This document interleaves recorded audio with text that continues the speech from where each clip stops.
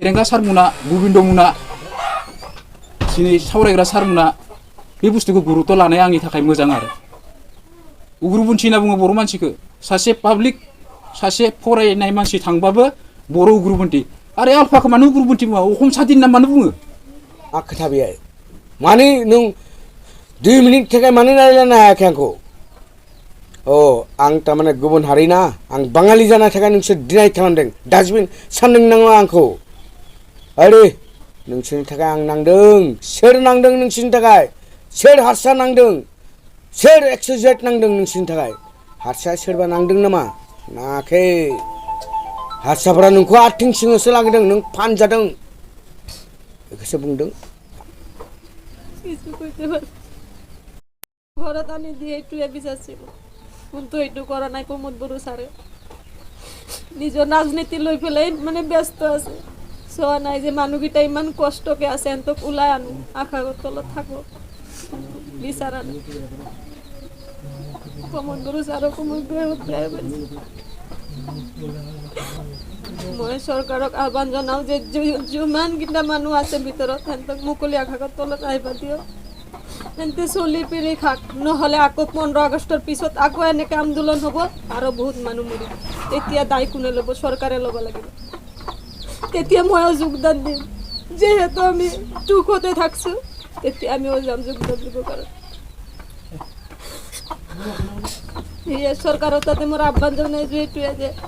15 আগষ্টৰ আগে আগে চবক যে মুকলি আকাশৰ তলত আহিব দিয়ে সেইখিনি মোৰ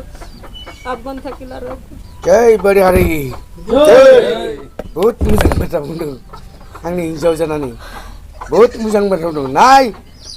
आंनि हिन्जाव सापर्ट होदों नोंसोरखौ मा बुङो आं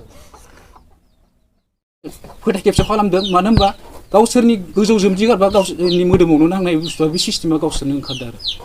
बेनिखायनो जोङो सानो जेनेबा जोङो गुबुना लिडारफोरा गावसोर जानो हागौ नाथाय जोंनि सेंग्राफोरनि गेजेराव एस ग्रुपआनो जा आरडिआनो जा थिरियानो जा गोबिन्दआनो जा जोङो जितु टंला साब कमिटि जोंहा दैमाकुसि दङ हुरिसिंगा दङ टंला दङ खैराबारि दङ बेरगावनिबो दङ जोङो लिडारफोरा पलिटिकेलनि सार्थनि थाखाय माने गावस्रा जानो हागौ नाथाय जोङो दा खौसेथियावनो जोंखौ आरो स्ट्रं खालामफिनबाय जोंनि एक्स एनडिपिखौ स्ट्रं खालामफिनबाय मानो होनबा जोंखौ दिनै सोरनिबा फाव फान्दायनायाव सोरनिबा एम्बु थेबगां बे प्रमोद बर' राजनितिकनि बेलायाव माबाखौ मा होनो रन्जन दैमारि सारबा बिदो लोगोसे थानाय मानसिफोरखौ दिनै जि बिसा खालामबाय फोथाय खेबस खालामबाय दिनैहालागै बे प्रमाना जोंहा नुजाबाय बे पलिटिकेल मार्डारखा राजनितिकनि सार्थ लुबि लानानै दिनै जोंनि सेंग्राफोरखौ जोंनि सिनियर लिडारफोरखौ जेलावनो दोननो नाजादों मानो होनबा बिसोरनि मेन पलिसियानो जाबाय इलेक्सन टारगेट बिसोरनि मेन पलिसिया दिनै प्रमोद बर'आ सासे आबसुनि लिडारमोन प्रेसिडेन्टमोन बियो गामसा गाननानै खर'खौ खावनै हलायनानै डिभाइड आसाम 50-50 लिरोमोन बियो दिनै बियो साला चिफ जानो थाखाय साला दिल्लीनिफ्राय प्लान पलिसि खालामना फैदों बियो आरो मा खालामो प्रमोद बर'खौ आं गिया दिनै अरिजिनाल एनडिबिफोरानो दिनै रिहेबिलिटेसन मोनाखै दिनै प्रमोद बर'आ दिनै बिटिआर सुक्ति शान्ति सुक्ति होनना बुंदों मा शान्ति सुक्ति जाखो बिलाय जेबो शान्ति सुक्ति जायाखै बियो शान्ति सुक्ति जादोंबा रन्जन दैमारिखौ मानो बायह्राव बर'नो हाया बिसोरो बियाव थानाय आरो एसनि सेंग्राफोर 50 जननि गोजौ दङ बिसोरखौ मानो बर'नो हायाखै दाबो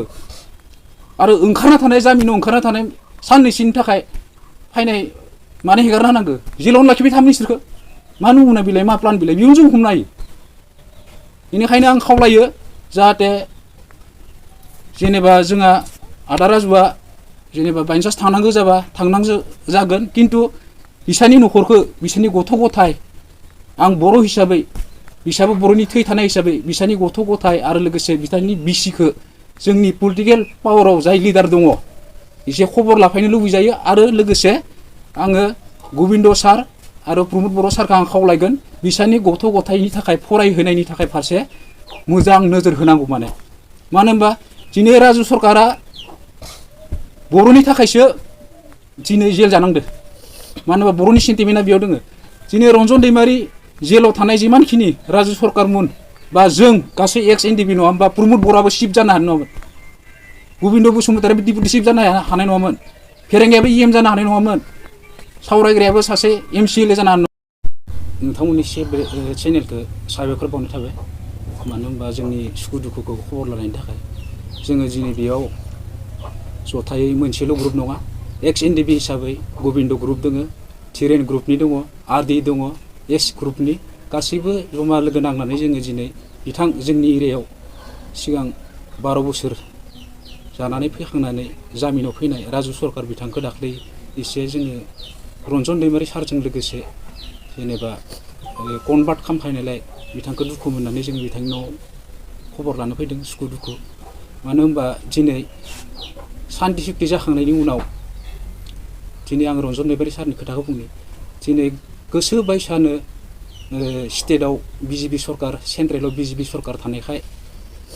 रन्जन दैमारि सारखौ गोसो बिसा बरना लांनानै खोथा गैया बाथ्रा गैया सासे सिगनेटारि हिसाबै बाहायदोंमोन गोसो हिसाबै बेखौ बाहायनाय साननैसो उदां अख्राङाव माने उदां अख्राङाव लाबोदोंमोन बिनि उनाव साननैसो उनावनो बिथांखौ सोफिनबाय सोनायनि उनाव जोंनि उदालगुरि वेलफेयारनि आरो लोगोसे जोंहा बाक्सा क'क्राझार चिरां किसुमान लिडारफोरा बा गेदार्सफोराबो सारनि बा जेलाव थानाय बायदिसिना सेंग्राफोरनि थाखायबो नांगासिनो दंमोन बोरै साक्सेस जानो हायो होननानै नाथाय जोबोद दुखुनि खोथा दाखालि बयै जोङो गाबनोबो ओंखारदों नाथाय गासैनिबो गोसोआव दुखु दङ आफादनि सेंग्रा एक्स एनडिबिफोरनियाव आरो लोगोसे जोंल' नङा रायजो राजाफोराबो बहुत दुखु मोननाय दङ नाथाय बुंस'नो हाया बेखौ मानो होनबा दिनै जोंहा नैबे बर' नङा बिथाङा राजु सरकारा नाथाय दिनै बर'नि थैया बिनियाव हाबना दङ मानो होनबा दिनै पलिटिकेल मार्डार खालामदों बेखौ दिनै प्रमद बर' सारा बेखौ मिथिनांगौमोन आं बारा गिदिरखौ बुङा आं दैमारि सारनि खोथाखौ बुङा दिनै खमसे खम राजु सरकारनि न'याव एसे बिसोर पलिटिकेल पावाराव थानाय हिसाबै रुलिं पार्टि हिसाबै दिनै इउ पि पि एलनि मानसिया राजु सरकारनि न'खौ मा बिसा सोलिदो रायहोखांनायनि उनाव मा जाखो बिनि हिन्जावा मा जादों बिनि गथ' गथाय मा जादों बेखौ खबर लानो फैनांगौमोन आरो खमसे खम प्रमदआ हाया दिलीप बर'आथ' फैनांगौमोन बे खबर लानो सासे एमसि हिल हिसाबै बिमानो फैयाखै दिनै दानि थांदोंमोन जों बिनियाव न'आव गैयानो मानसिया दिनै रन्जन दैमारि सार नङाबा बा राजु सरकारमोन नङाबा बा सोरबा जर्ज सारमोन नङाबा दिनै प्रमद बर'आबो सिएम जानो हायामोन गबिन्द बसुमतारियाबो दिनै डिपुटि चिफ जानो हायामोन दिनै बिसोरो एसे फोथाय खेबसे खालामदों मानो होनबा गावसोरनि गोजौ जोमजि गारबा गावसोरनि मोदोमावनो नांनाय बुस्थुआ बे सिस्टेमा गावसोरनो ओंखारदों आरो बेनिखायनो जोङो सानो जेनेबा जोङो गुबुना लिडारफोरा गावस्रि जानो हागौ नाथाय जोंनि सेंग्राफोरनि गेजेराव एस ग्रुपआनो जा आरडिआनो जा थिरेनानो जा खोथा बेहाय माने नों 2 मिनिट थाखाय मानो रायज्लायनो हायाखै आंखौ आं थारमाने गुबुन हारि ना आं बाङालि जाना थाखाय नोंसोर डिनाय खालामदों डास्टबिन सानदों नामा आंखौ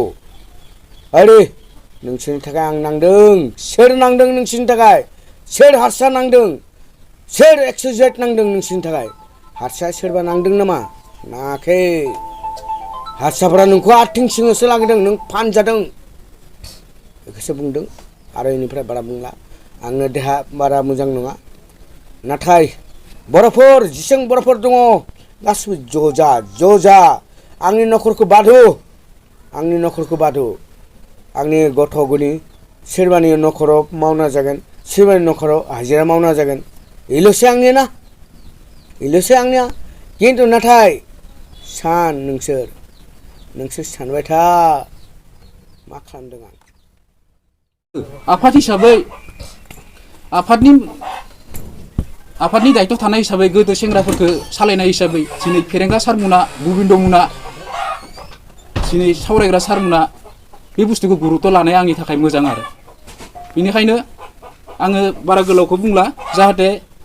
बिसोरनि माबाया बर' रायजो राजाफोरा जोंहा खौसे जानांगौ खौसे जायाबा जोंहा जेबो गैखाला मानो होनबा दा जोङो रोखानो नुलांबाय थादो मानो होनबा गाबोन सबनिया जोङो दंला बिसायावनो जों फायनो हानाय नंला बेनिखायनो बर' रायजो राजाफोरखौ खौसे जानो थिनदो आङो जों एक्स एनडिबि हिसाबै मानो होनबा दिनै जोङो मंगलियाव थांबाबो जोङो उग्रपन्थी होनना बुङो बर' मानसिखौ सासे पाब्लिक सासे फरायनाय मानसि थांबाबो बर' उग्रपन्थी आरो आल्फाखौ मानो उग्रपन्थी बुङा अखम सादिन ना मानो बुङो आल्फायाबोथ' बे फरेस्ट बुराखौथ' हमनो हायोना फनावथ' डाइरेक्ट टेलिफन बार्ताजों रायलायबाय थायो आल्फायाबोथ' 15 आगस्टआव बमोदोंमोन गथ'फोरखौ बुथारनाय आयनाथ' बिराद गिदिर बाथ्रा बेफोरखौ मानो माबायाखै खिदान्त लायाखै दिनै रन्जन दैमारि सारा दिनै एकर्ड जाखांबाय एकट जानायनि उनाव बबे मोनसे बुहुमाव नुदो जे मोनसे शान्ति सुक्ति जानायनि उनाव सासे सिगनेटारिखौ जेल सिङाव सोना दोनो आरो लोगोसे बिनि लिडार केडार्सफोरखौ जेलाव दोननाय बर'बो गैया बे बुहुमावनो गैया सासे बे मोनसे गोमोनांथाव खोथा बेनिखायनो आं बुङो प्रमद बर' सार गबिन्द बसुमतारी सार आरो फेरेंगा सार सावरायग्रा सार आङो खावलायो राजु सरकार लानि गथ' गथायनि दायित्वखौ फैनानै एसे खबर लाफाय आरो बिनि न'खरखौ एसे खबर लाफाय बेनिखायनो आङो आंनि बुंनायखौ एसेयावनो दोनथ'बाय